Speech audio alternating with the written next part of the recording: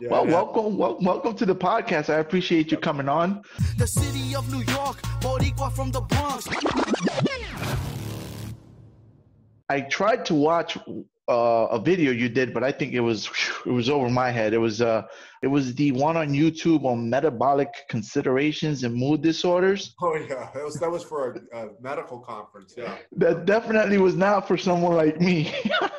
medicine is really good at coming up with all kinds of unnecessary complex words just to say something really simple. So, that's the language of medicine. But no, we will certainly. We'll have a great chat. Dr. Roger McIntyre, can you introduce yourself for everybody? Let us know who you are, please. Yeah, sure. Yeah, happy to. So, I'm a psychiatrist. I trained as a psychiatrist after I completed medical school, and I am a professor, which really means I work at a university, and I work there full time. And I'm a doctor. I'm a psychiatrist. I see patients who suffer from depression and bipolar disorder. The other part of my life, and a big part of my life, is I'm especially interested in developing new treatments for people who have depression or the related condition, bipolar disorder.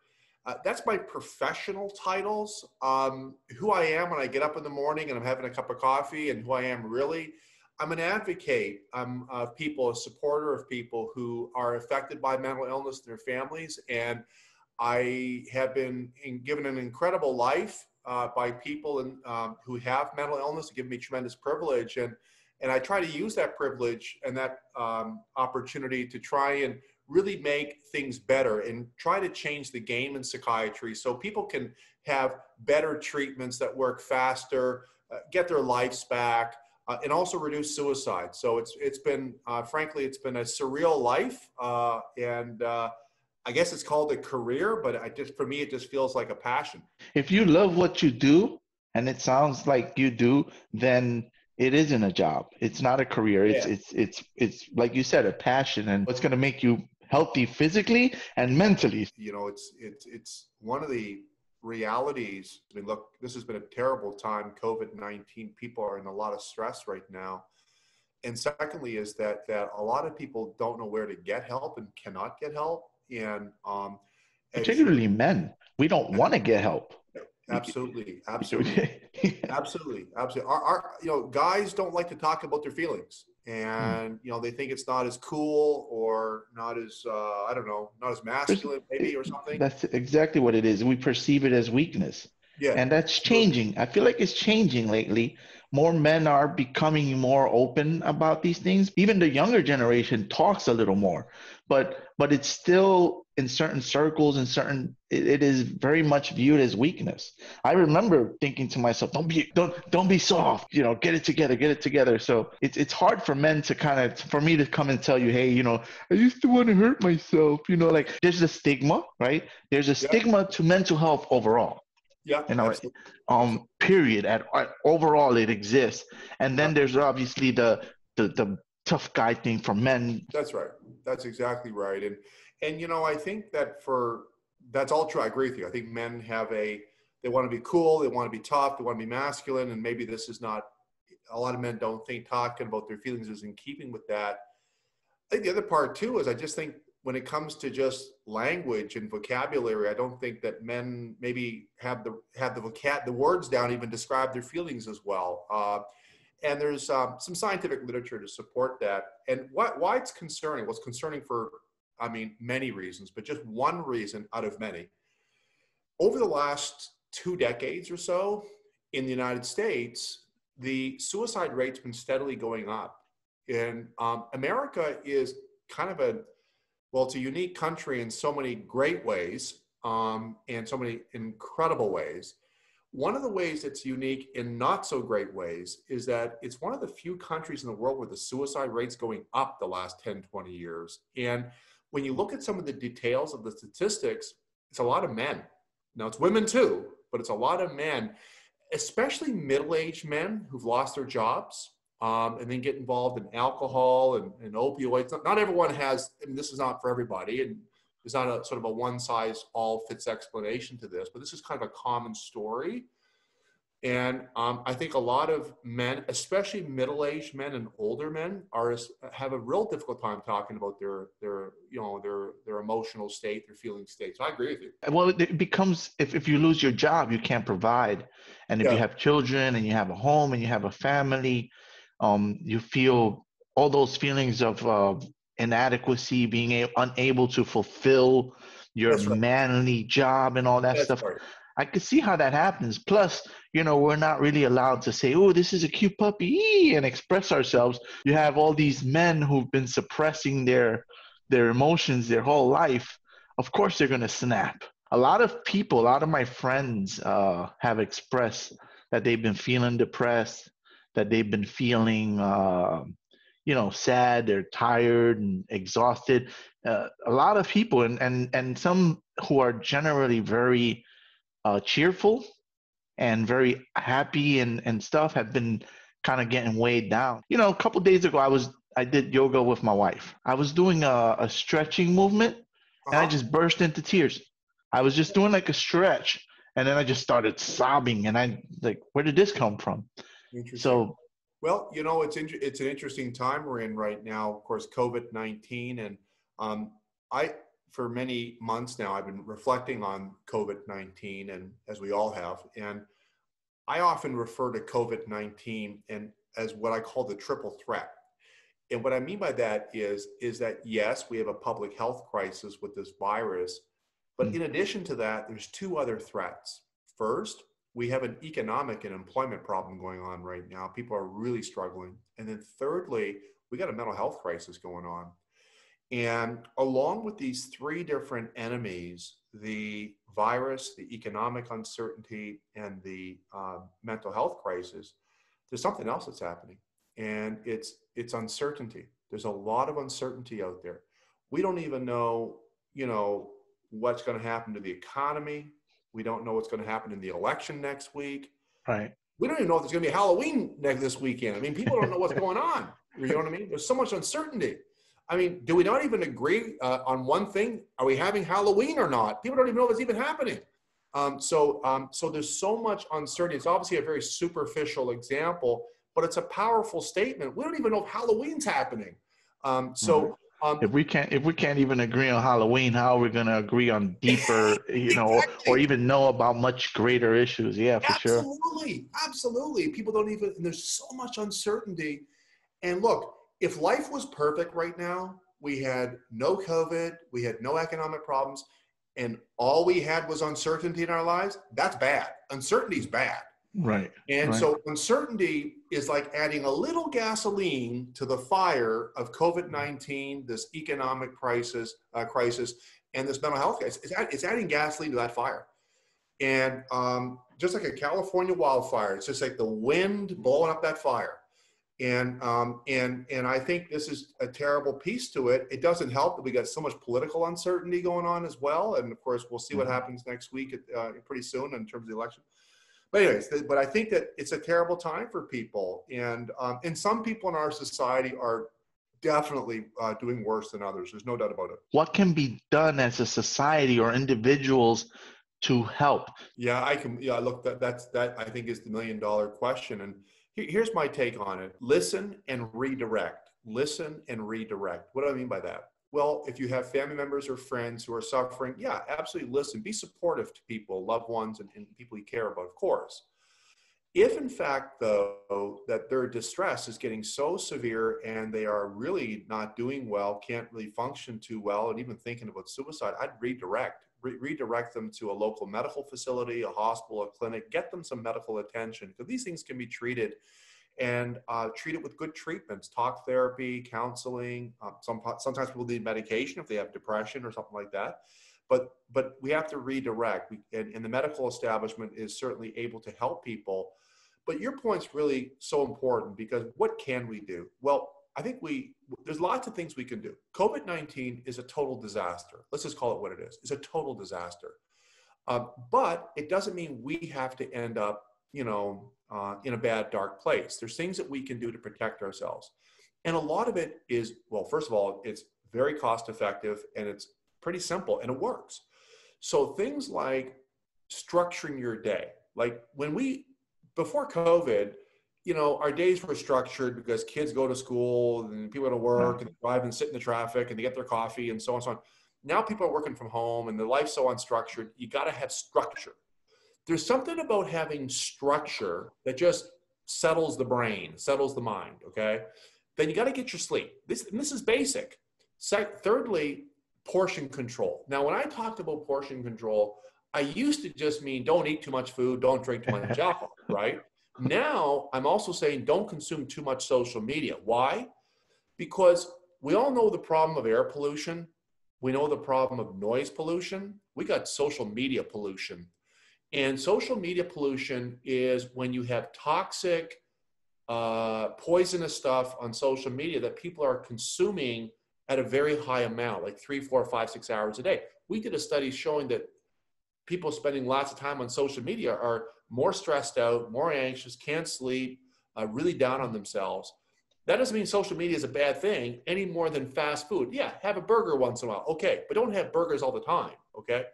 And so now with respect to exercise, it's a great way to protect yourself. And reach out to friends and connect as you can, if you can, you know, through different platforms and so on. And then what can the government do? Well, look, I hope the stimulus gets through Congress and the House, et cetera. People need to get some funding from the government to help them out, protect the small business, bridge them over, you know, for their mortgage, their rent, stuff like that. Government can't take care of us forever. No, I wouldn't want that. But I think that there needs to be a bit of a bridging, so to speak. And I think there needs to be consideration about that, and also helping people around, you know, maybe some funding could go to providing psychiatric services for people who need them right away.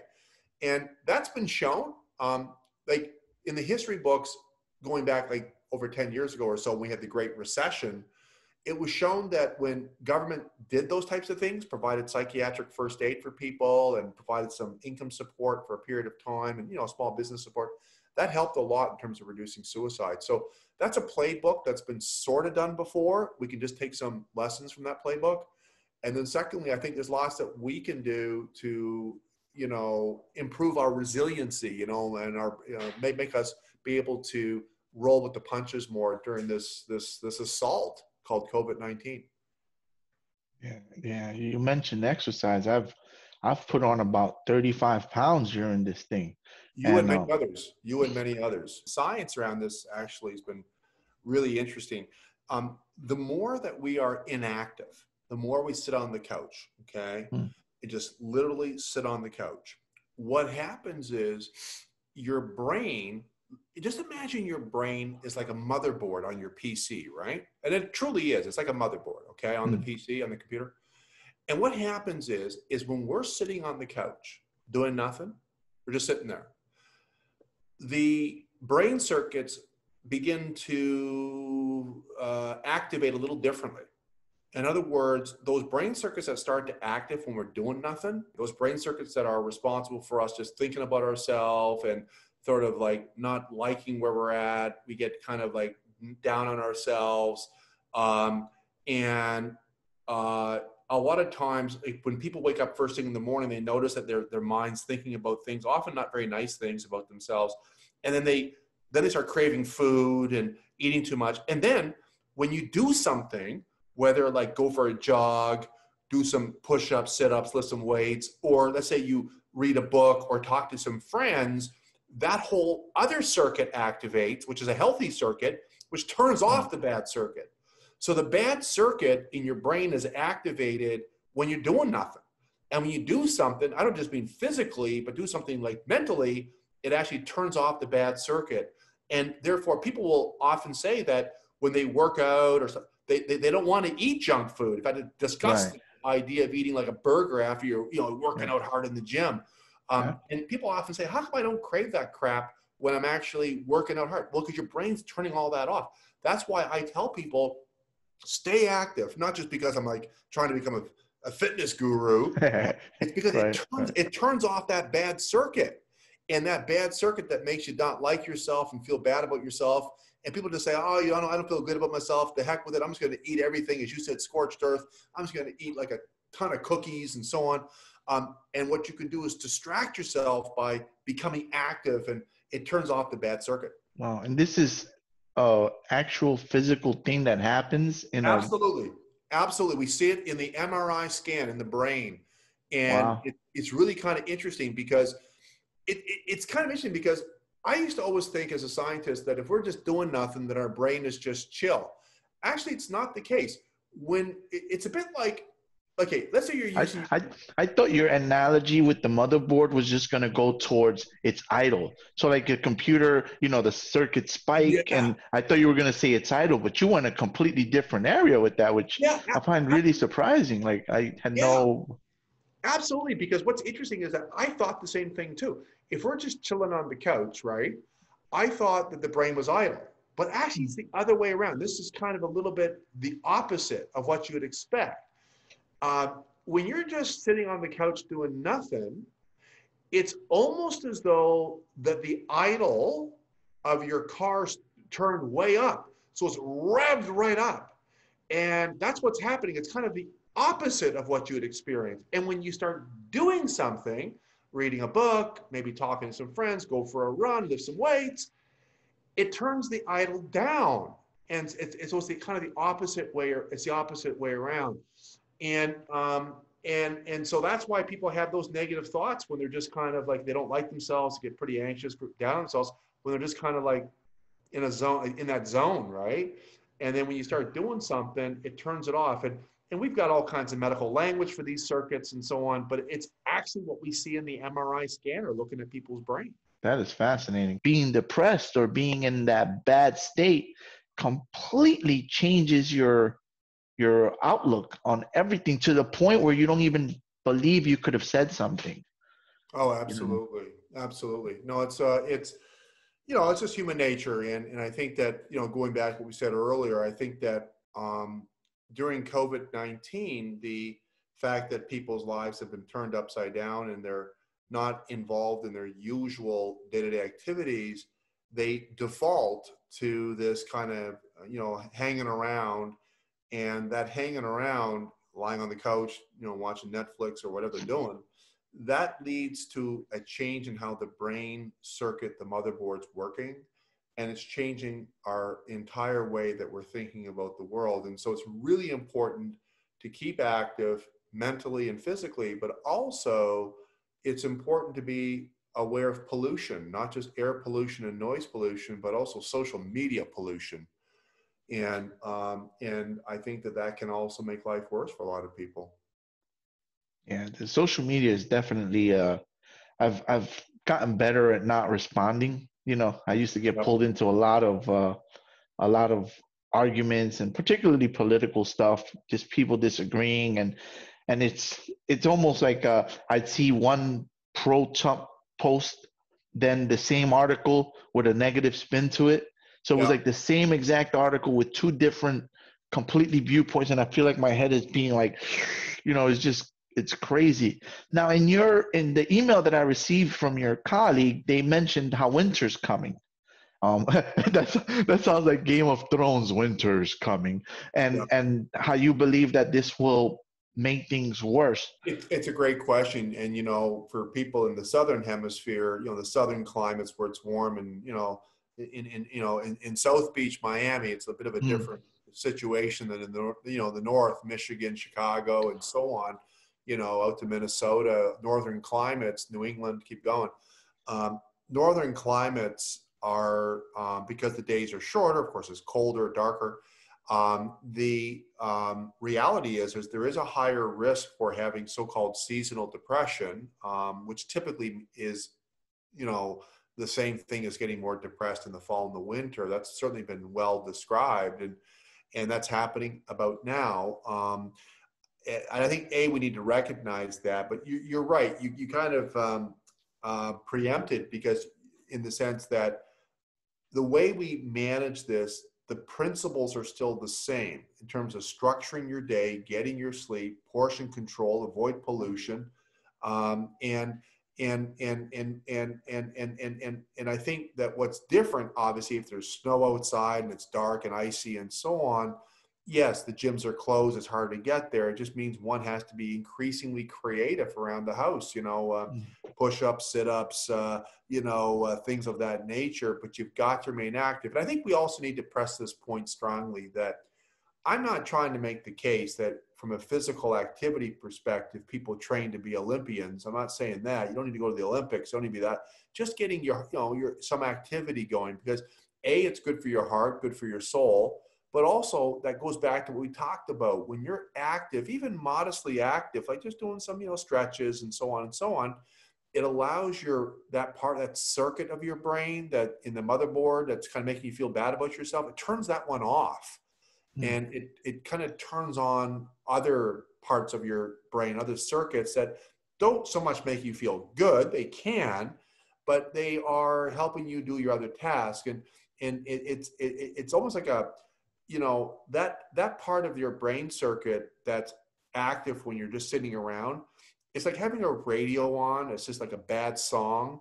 And when you do things, it turns that radio right down. And I think that in itself is a good enough reason to do some activities.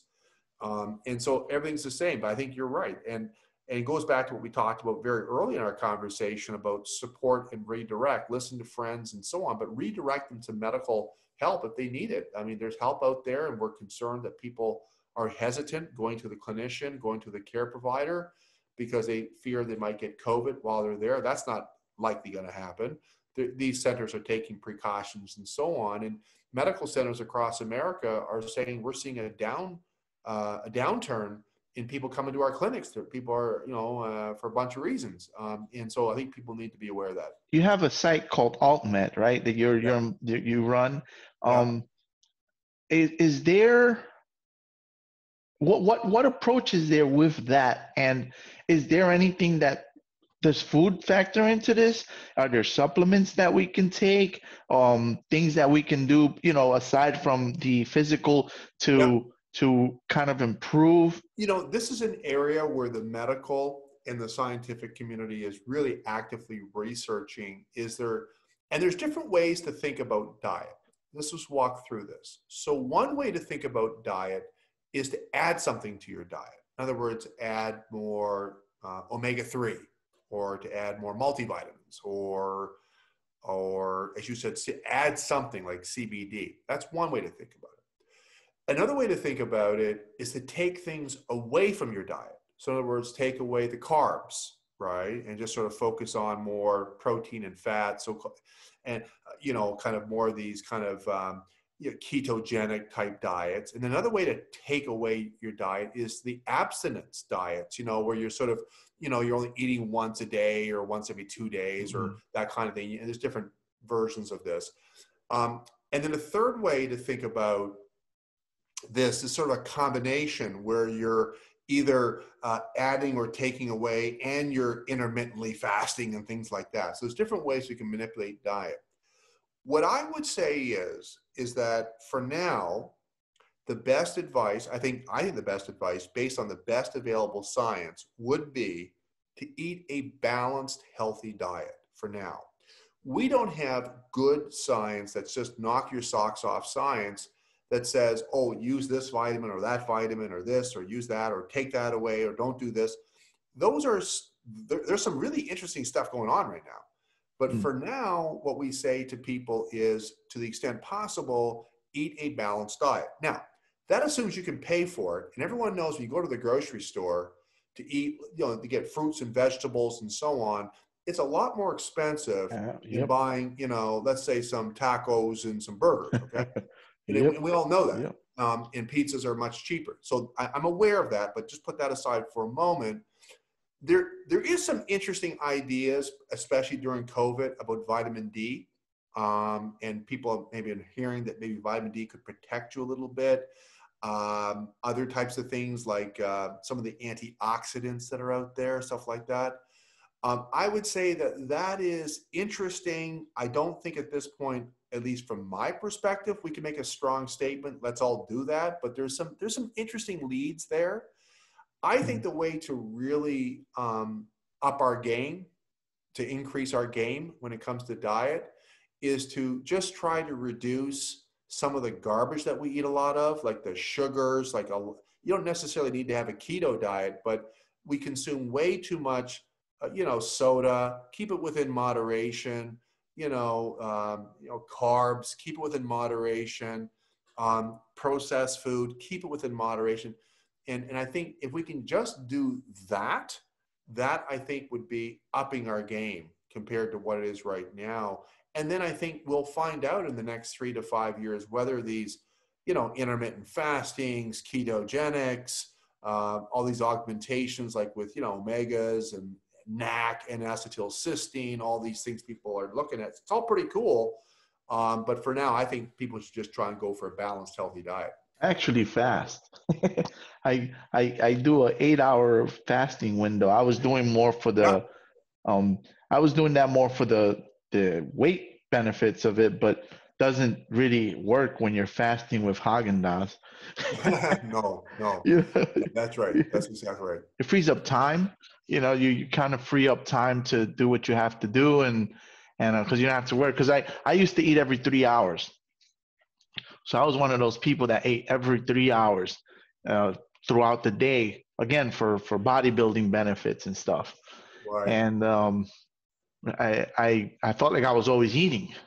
So I'm working, I'm doing what I have to do, but I'm always in the process of eating because I'm eating every 3 hours. So my day always had to revolve around, I need to be ready for that meal.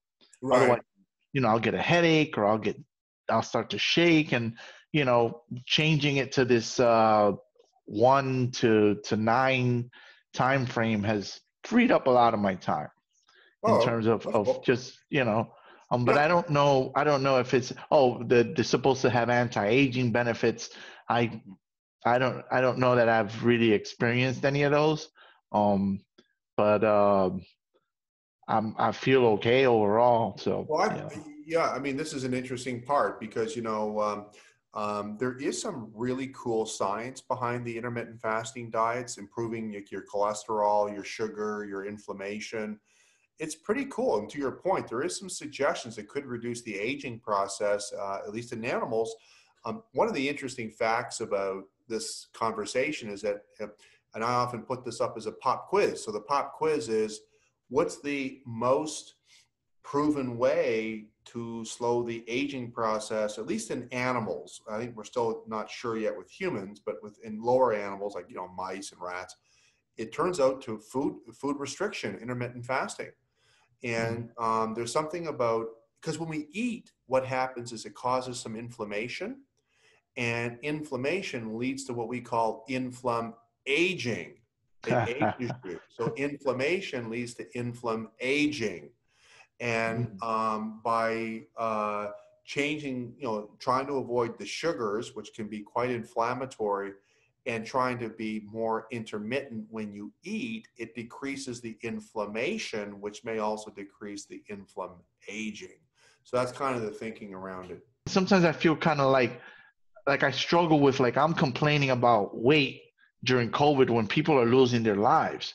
Right. People are losing their homes. So, that also pushes me further into that than eat the Haagen-Dazs. It's very weird, and I'm sure this is all stuff that you would be able to say, oh yeah, you're doing this because of this, with the medical training. It's all, you're feeling guilty because you're whining about weight when people are losing their lives. And because now you're feeling guilt, now you're also feeling crap because you got fatter, then you eat more. Right. It sounds like, based on this stuff you mentioned that I had completely new to me, I'm going to really force myself to stay active no matter how I feel or what's happening in the world. If they close the gyms again, then I have some weights here. I'm going to force myself to use them, even if it's only half an hour, if it's a shorter workout, because in my mind, if it's not 100% like all the way, it's hard for me to do it. Yeah, absolutely. And for everyone listening, it's important for them to know that activity is not only, doing push-ups, sit-ups, lifting weights, stuff like that. Also, exercise your mind, read, find some enjoyable, material to read, and Yeah, I got this. Also, arts. Exactly. Do some reading. Do video games count? What do you think? It's a great question. I think we need to be open to the possibility that maybe in some circumstances, video games or computer-based type entertainment may in some cases be therapeutic. For example, there's been a recent FDA approval of a computer game to treat ADHD. So there's an example where it can be your friend. But these things can be your friend or your enemy, your frenemy, I guess, in the sense that too much time playing these types of games and so on. First of all, it means by definition you're sitting on the couch. So you want to get up and moving around. We think some of the obesity in children is because of the sitting around playing games all day. But secondly is that I think like a lot of things, you want to make sure that you're not just doing just one thing. I would never recommend people do, not that you can, but do push-ups all day long. But you want to change it up, right? So, but I think that it's really, really important to stay active, not just physically, but sort of mentally. You want to stay active. I've been playing an online game, and it's cool because there's people there. So it creates engagement, which is nice. Those guys are crazy. So like some of these people, some of them are toxic, they're saying toxic things and stuff. But to me, it's funnier to listening to them. I'm listening to them fight, and I'm joking around with them, and it's creating a bit of socializing while you shoot each other up in this video game. That's why I mentioned that. Like if it, because it does. Like I've had conversations even while we're playing and we're shooting each other, but we have conversations and stuff. So it creates a bit of a community in a way, So I wondered if that, but I think it's become when I'd be working out, now I'm playing the game, and therein lies the problem. Well, what's interesting is that the science shows that 1 + 1 does not equal 2. 1 + 1 = 3. And what do I mean by that is that if you keep physically active and you keep your mind active, those two things equals 3. Synergy. Words, it has a synergy effect on your brain. That's been shown through some of the science. Well, I am teaching again, so it's forced me to. That's why, as a matter of fact, that's why I started to teach accountability. Yeah, absolutely. And that's a great way to incentivize, or as you said, to hold yourself accountable. So let's face it. Not everyone, I mean, I exercise most days of the week, but I have to confess, I don't wake up every morning. I work out in the morning. I don't wake up every morning like rah, rah, rah, rah, rah. I want to go, get, pound my body and get sweaty and so on. There's days we're not as motivated. And so it's good to have that kind of accountability to something or some person.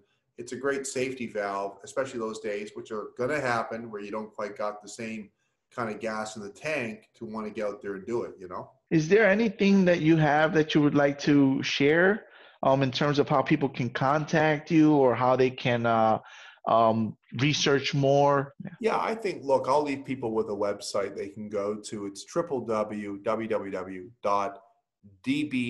Alliance, the Depression and Bipolar Support Alliance. DBS Alliance, Depression Bipolar Support Alliance.org. That actually is a website. It's an organization that's peer support, great website, lots of resources across the country, most of it, lots of online things people can access to give people sort of tactics and strategies how to, in fact, be able to cope with the situation today, et cetera, et cetera. And anyways, I think people should consider going there. And from that, people, in fact, can, just look for resources. And I think, be aware of that. And I think finally, just be aware of what we talked about earlier, listen and redirect. And don't hesitate to get care when needed. Thank you. I thank you so much for coming on the show and talking and sharing. It's a nice conversation. I've enjoyed it. I have as well. It's been a good conversation, and all the best, not just to you, but all your listeners. And we'll look forward to a brighter 2021. Yeah, okay. God willing. Thank you so much. Take care. Take care. Right. Bye-bye. You are listening to the NYC Talking Podcast. www.nyctalking.com. Please like NYC Talking on Facebook. Please follow Angel R Talk on Twitter and Instagram. We are NYC Talking, the realest lifestyle blog ever. Thanks for listening.